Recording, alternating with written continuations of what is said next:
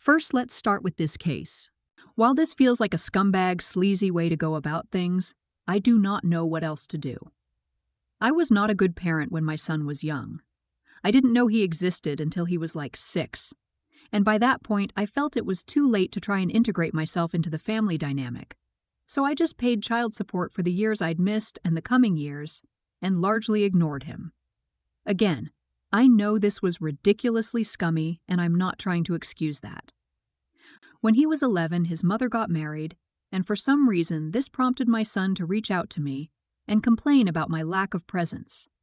I had no excuse for my behavior, and hearing his anger knocked some sense into me. After that day, I've been involved in his life.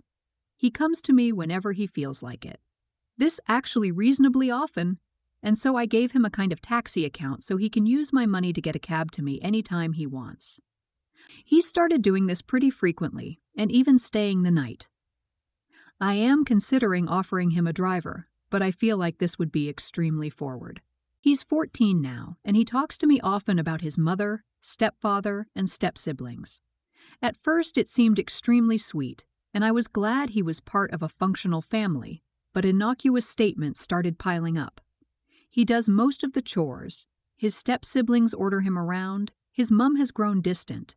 I feel this is partly my fault. He looks a lot like me, and his stepdad treats him worse than the other kids. Despite this, he doesn't want to upset him mom by complaining and is okay with just sucking it up. At this point, he is comfortable staying with me, but doesn't stay overnight often because he doesn't want to get through awkward conversations with his mom. So I had the idea of making my house more appealing to him. He said he always wanted the top bunk, so I got him bunk beds so he can do so, and got him a few games, decorated his room, helped him buy some stuff, etc. It didn't start off as bribery, but in hindsight that's exactly what I'm doing. I'm bribing my son to come live with me. This got the attention of his mother, and therefore tonight I and his mother got into a large fight over this bribery. And she accused me of exploiting our son. I accused her of neglecting him, and she told me that was rich, which fair, and she called me a rich and pompous idiot who was trying to steal her son. Let's start judging. This is entirely dependent on one thing. Why are you bribing him? Is it genuinely 100% because you feel your son wants to live with you, and you're just encouraging him to choose himself over mother step-siblings? Or is it because you want a relationship with him, and this is a way of furthering your own ends? While I understand you feel guilt over your past actions, guilt isn't going to help your son in this position. Yes, you hurt him, but frankly, that's irrelevant right now. What matters is providing support to the kid and giving him a loving environment.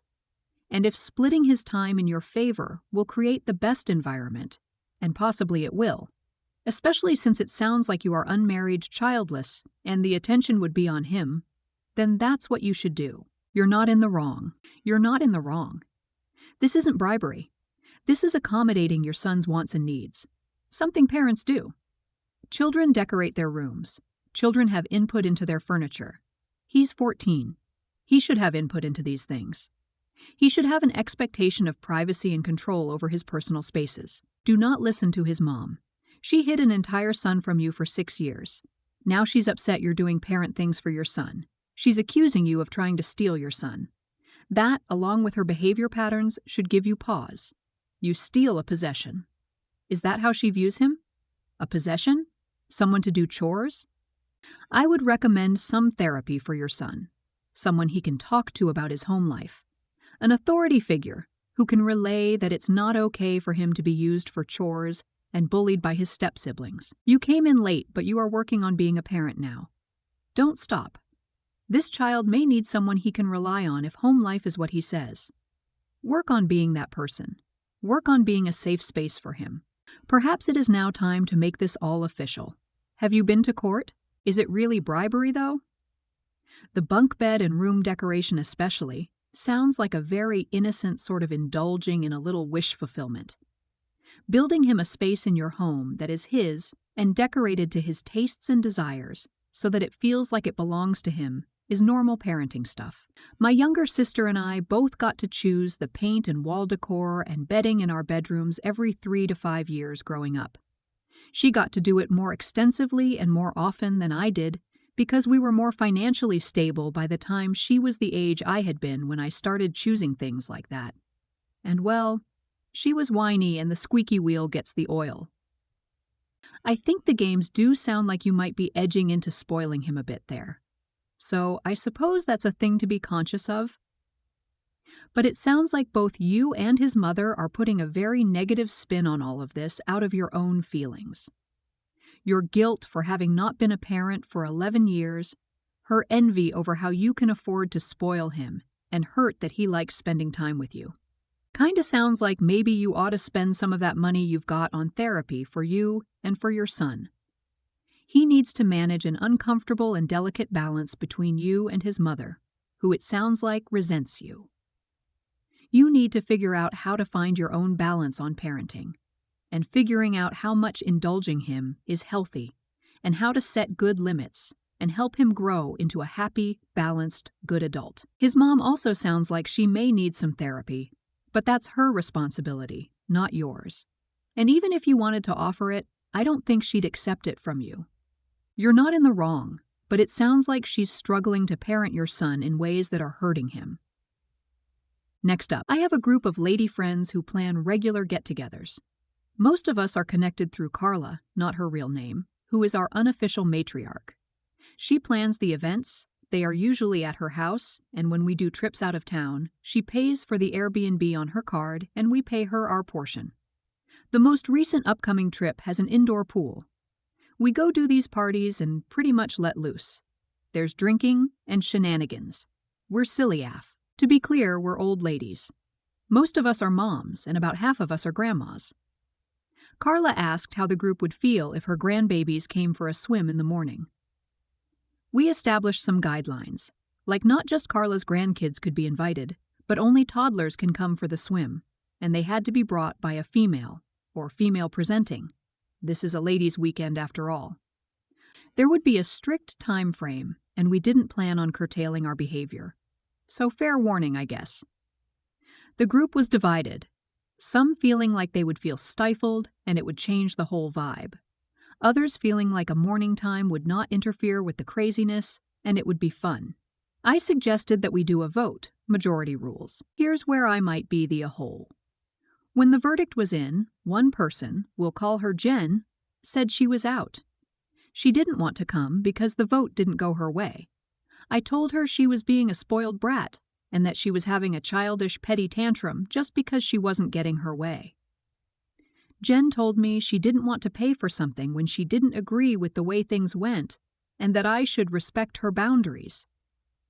This isn't the first time that Jen has said or done something sideways, but it is the first time I called her out.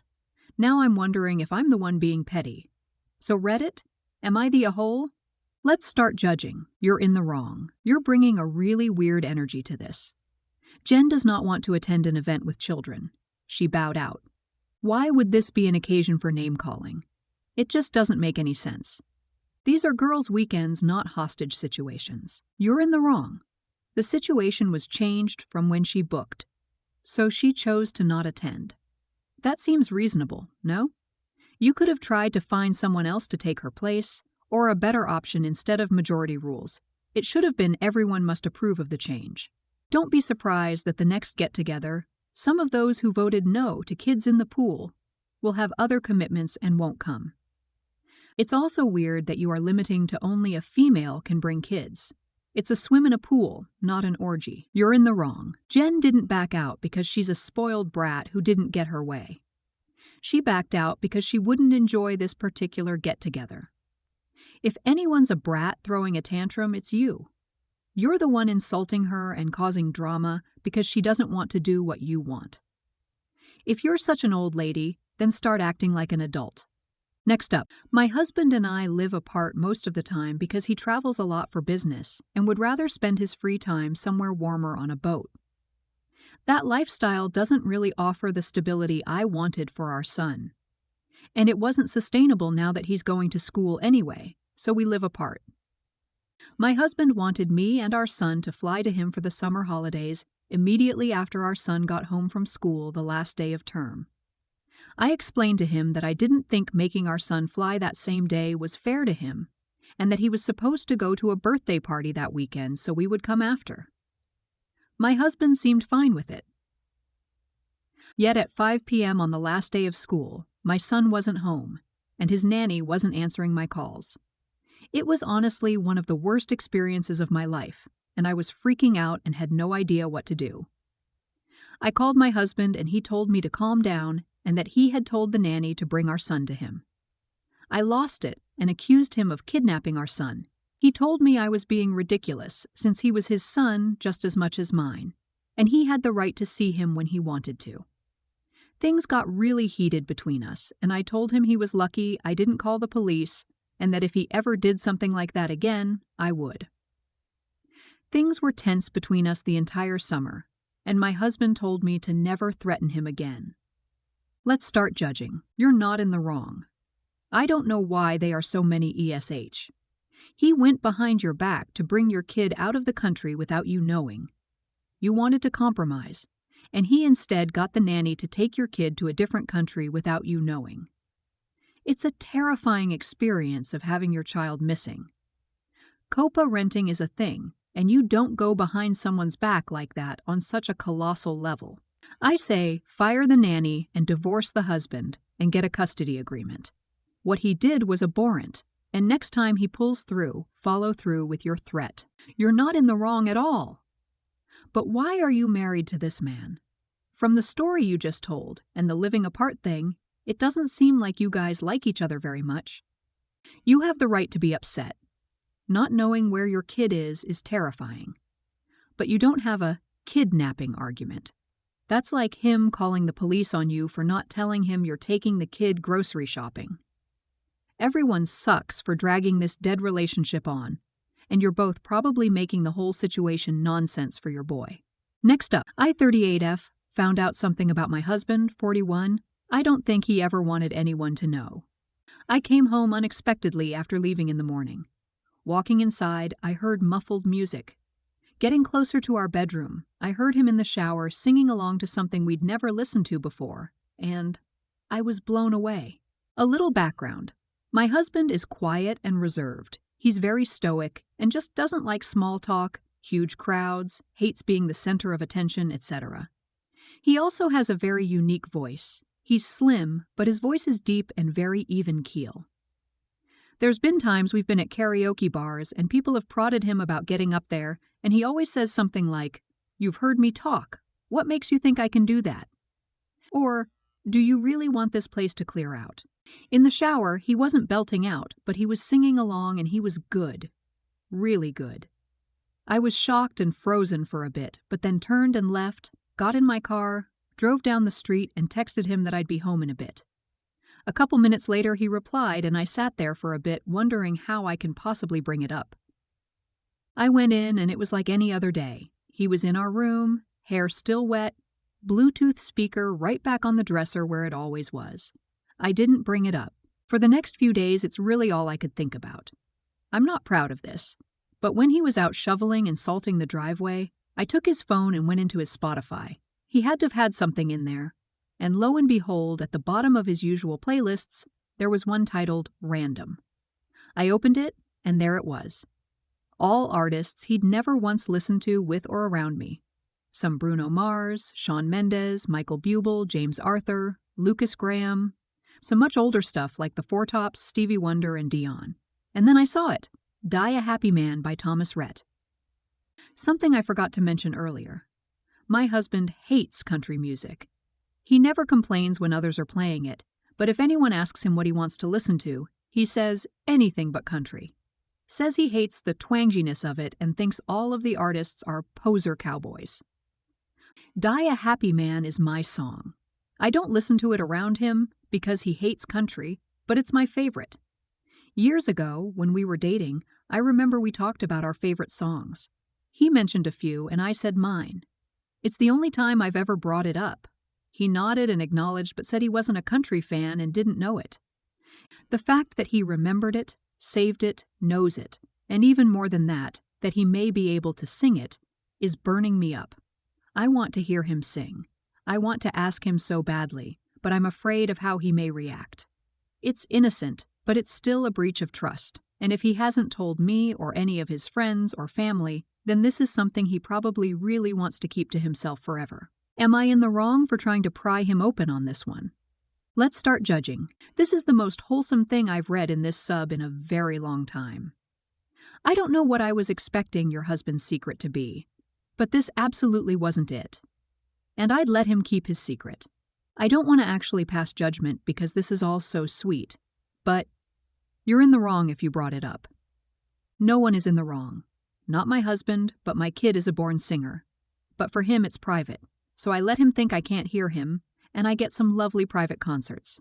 He knows I know, but we will never talk about it. You said it. He's stoic and doesn't like being the center of attention, so soft. You're in the wrong if you have some sort of shower singing gotcha moment that makes him the center of attention and the butt of the joke. This isn't a secret side of him dying to break out the way you think it is. It's just how he chooses to pass time in the shower. I'm a lifelong lover of indie music, but have you ever tried to work out to it? There's a reason the indie crowd isn't exactly known for their buff physiques. So I listen to pop, EDM, and hip-hop when I'm working out and really enjoy it in that context. I suspect this is something similar for him. Now, if your interest is just expanding the range of music you listen to as a couple, then plan a road trip and work some of these songs onto the playlist, but not so many that it's obvious. Sing along to them yourself so it's clear the same is welcome from him, but be prepared to go solo on it.